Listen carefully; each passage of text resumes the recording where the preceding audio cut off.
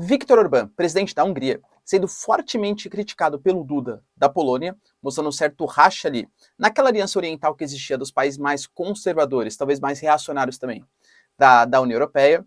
Ao mesmo tempo, Lugansk, uma das províncias separatistas, pleiteia fazer um plebiscito, só que até mesmo a Rússia, contrário, a Ucrânia já disse que nem reconhecer vai se de fato isso acontecer.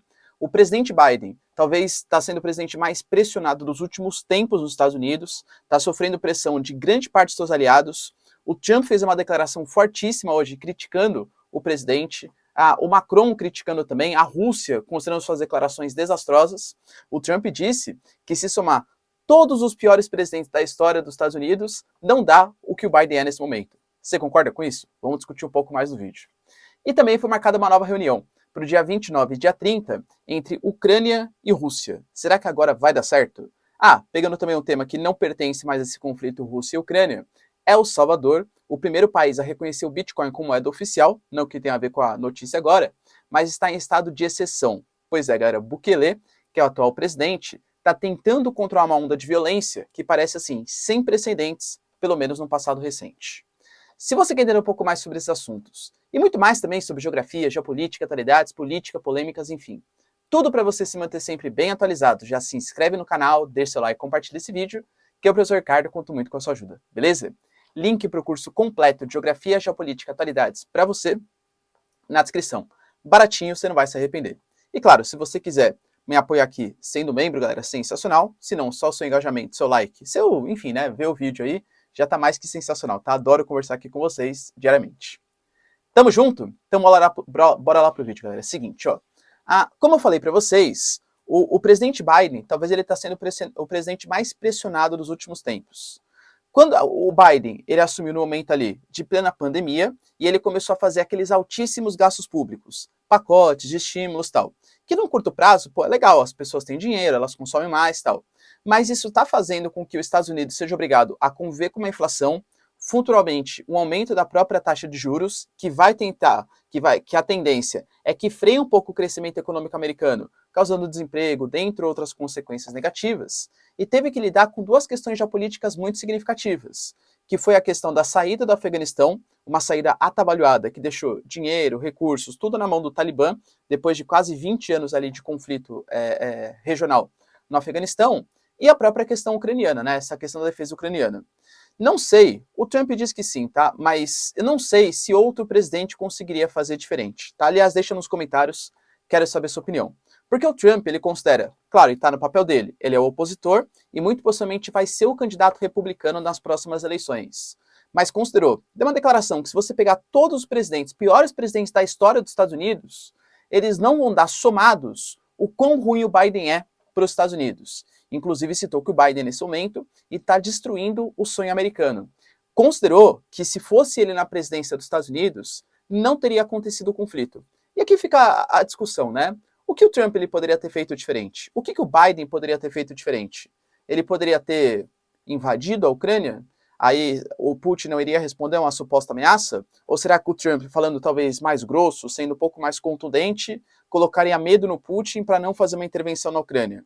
Será que o Putin não faria por uma ameaça do Trump? Lembrando que a Ucrânia nem membro da OTAN é, tá?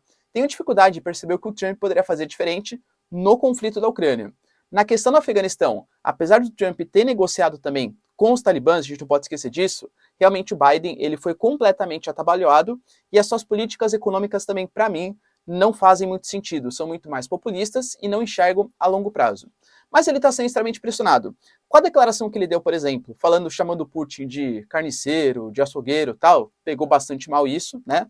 Inclusive ele falou que o Putin não pode ser presidente da Rússia, que não pode ter um presidente como o Putin, um ditador na Rússia. O Kremlin já falou para os Estados Unidos ficar na dele, porque quem define quem é o presidente da Rússia é a Rússia. O próprio Blinken, que faz parte da comunicação dos Estados Unidos, falou também que os Estados Unidos, como se fosse assim, o meia-culpa, sabe? Ó, foi ele que falou, hein? Os Estados Unidos não tem nada a ver com isso. Os Estados Unidos não se mete em questões políticas internas da Rússia. O Macron mesmo deu uma declaração falando que não falaria o que o Biden falou para o Putin, porque só desestabiliza mais a geopolítica internacional e até mesmo o Lula, hein? O Lula que está fazendo, né, os seus comícios, período eleitoral, a gente sabe como que funciona, falou também que o Biden está sendo desastroso, que a União Europeia também, inclusive falou que se ele fosse o presidente do Brasil no momento, ele teria feito mais coisa pela paz. E aí, galera, vocês acreditam que o Lula teria conseguido a paz no conflito entre Ucrânia e Rússia? Deixa aí nos comentários, tá? Também quero saber a opinião de vocês. Lugansk, que é uma das províncias separatistas, aliás, as duas regiões, né, Lugansk e Donetsk, são bastante industrializados, tal, referente à Ucrânia, né, se for pegar com relação à Ucrânia. E Lugansk está pleiteando fazer um plebiscito, uma consulta, porque o que foi feito até o momento é o reconhecimento, parte da Rússia pelo menos, da independência de Lugansk e Donetsk, mas não que Lugansk e Donetsk vão ser integrados à Rússia. Eles vão ficar como repúblicas independentes. Lugansk considera fazer um plebiscito para anexação ao território russo. Só que, calma lá, né? Já teve até algumas reações por parte da própria Lugansk. Porque a Rússia não considera isso como uma coisa essencial, uma coisa boa. Isso poderia colocar em risco, por exemplo, a ideia de que a Rússia queria só a independência para proteger os russos que ali moram contra os movimentos neonazis, né, que a Rússia alega que existam no leste ucraniano. A Rússia comentou, inclusive, a própria Duma, né, que é como se fosse uma espécie de parlamento ali russo, que não tem noção fazer, não tem sentido fazer isso, porque outros momentos em que isso aconteceu, por exemplo, quando a Rússia apoiou a separação da Abcásia e da Ossétia do Sul frente à Geórgia, são duas hoje regiões autônomas, independentes, e não que pertencem ao território russo. A Ucrânia já considerou que se for feito de fato um plebiscito, não vai ser reconhecido. Lembrando que a Rússia fez a mesma coisa na Crimeia em 2014 também, hein? Não dá para esquecer. Só que, claro, a Crimeia ela é muito mais estratégica do que Lugansk e Donetsk, e a Crimeia naquele momento fazia mais sentido, né, pelo porto de Sevastopol, o acesso ao Mar Negro e tal. Era uma coisa muito mais benquista pelos russos, digamos assim. Dentro dessa premissa, foi marcada uma nova reunião, uma reunião para o dia 29 e para o dia 30, duas reuniões presenciais. Só que não enxergo muito com bons olhos. A Rússia, ela anunciou nos últimos dias uma mudança de planos, apesar de ter feito um ataque em Lviv hoje, tá? Com mísseis de cruzeiro, inclusive, em Lviv, que é aquela cidade próxima ali da Polônia, próximo da área de fronteira com a OTAN, mas a Rússia está anunciando que está mudando a sua política. Vai concentrar muito mais seus ataques no leste e muito possivelmente no sudeste, para acabar com os movimentos neonazis, né, que a gente sabe que existe de fato, e para acabar com, segundo a narrativa russa, claro, tá bom?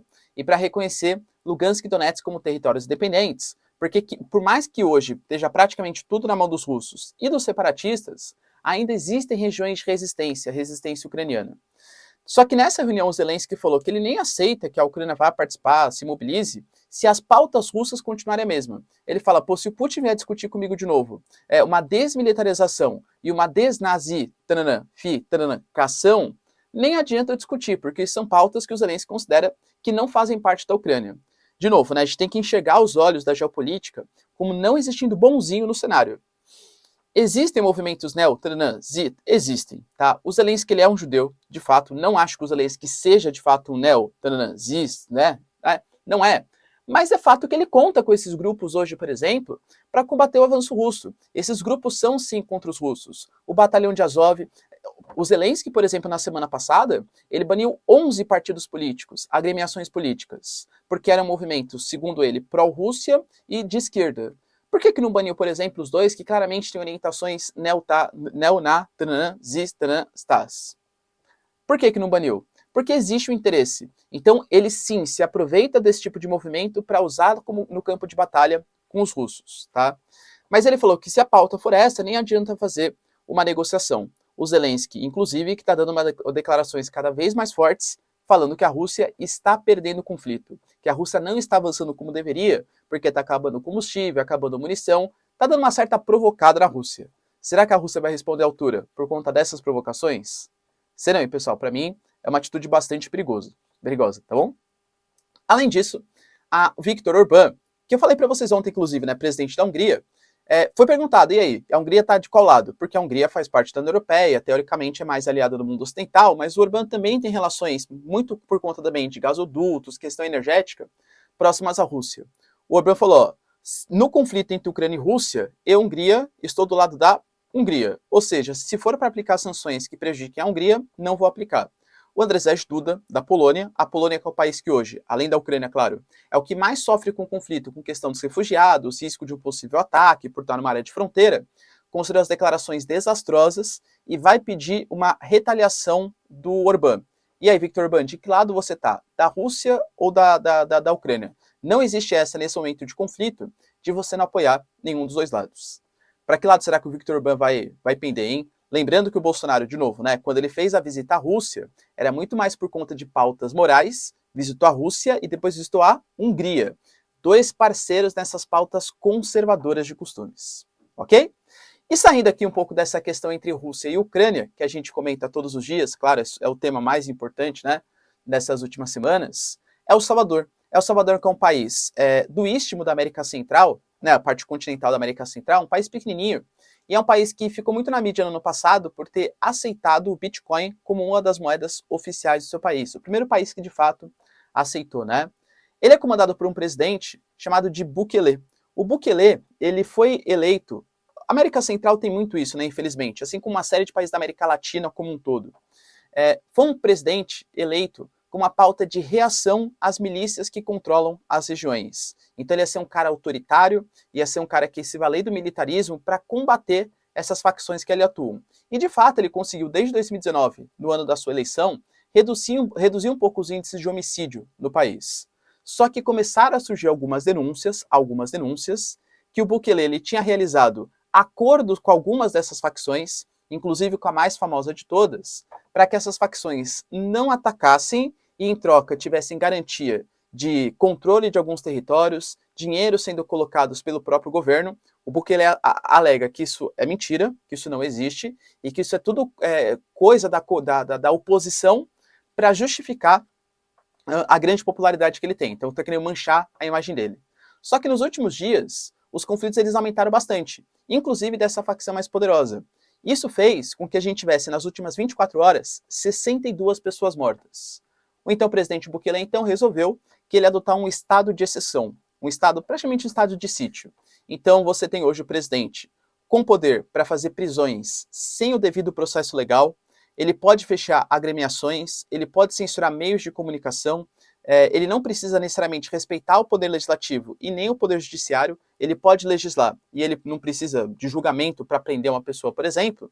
Então é praticamente uma ditadura, mas com a prerrogativa de controlar a violência local. Os Estados Unidos já aplicou algumas sanções ao presidente, considerando que ele desrespeita, e não de agora, tá?